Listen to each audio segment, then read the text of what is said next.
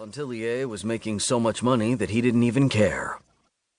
Halfway through the evening, word had come down the tent line that Beener, the talker for the electric show, was puking up his guts in the Donaker. There was no one else to call the bally on Augustus's show, and he was having a fit. Jasper had asked Ruby if she minded taking a 2-show break so he could fill in, and she'd agreed before he even finished the question. She hung the close sign on the bally herself and retreated behind the tent where at least there wasn't a crush of people and a body could breathe a little. She leaned back against one of the tent poles and was about to shut her eyes for a moment when she saw a familiar figure wrapped in a pink silk kimono coming slowly toward her from the cookhouse. Ruby hadn't seen January since the previous morning, when she had tried to hold her back from Tom's body, and she hoped January was coming to see her. January paused, unsmiling, and raised her hand to her hair to check it. Her normally perfect finger waves were frizzy and limp, matted on one side of her head. Her lips were pale without the usual stain of bright red, and her face was sallow and waxy. Dark shadows hung under her eyes. She pointed to one of the empty camp chairs set up at the back of the tent, surrounded by a ring of burned cigarette ends. "You mind?" January pulled her kimono tighter and sunk down into the chair. Ruby watched her cautiously and then quietly came over to the chair next to her, not sure of what to say. The two women sat together in silence, scuffing their heels in the dirt and staring aimlessly at the ground until finally Ruby spoke. Her voice was halting, timid. "I tried to see you. I wanted to be there for you." January threw back her head and sighed. "I know. The girls told me."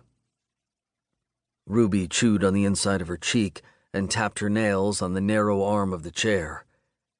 "I mean, I am here for you. Anything, whatever you need." "I know." Ruby picked at the wooden arm of the chair, trying to pry up a splinter. "And I know you don't want to hear it right now, but I'm sorry about Tom. Really." January loosened her kimono and then pulled it across her chest even tighter. She looked about as awkward as Ruby felt.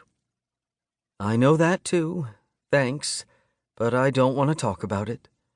Okay? That's all everyone wants to do, talk about it.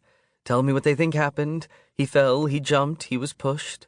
This reason, that reason. I don't care the reason, he's gone, he's dead. And talking about it won't bring him back and it won't make it better, so I don't want to." Ruby nodded. "Okay." January looked down at her chewed nails. The paint was chipped and her cuticles were red and raw. She jerked her head up and caught Ruby staring at her hands. Ruby had never seen January without a manicure.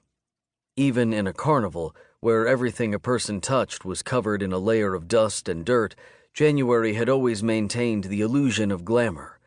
Her inability to keep the facade going was what hurt Ruby the most. If January couldn't, how could any of them? January finally shoved her hands between her knees and looked over at Ruby. "At least Tom's death has been deemed an accident and everyone can lay off their theories. Pontilliar came to the wagon and told me himself.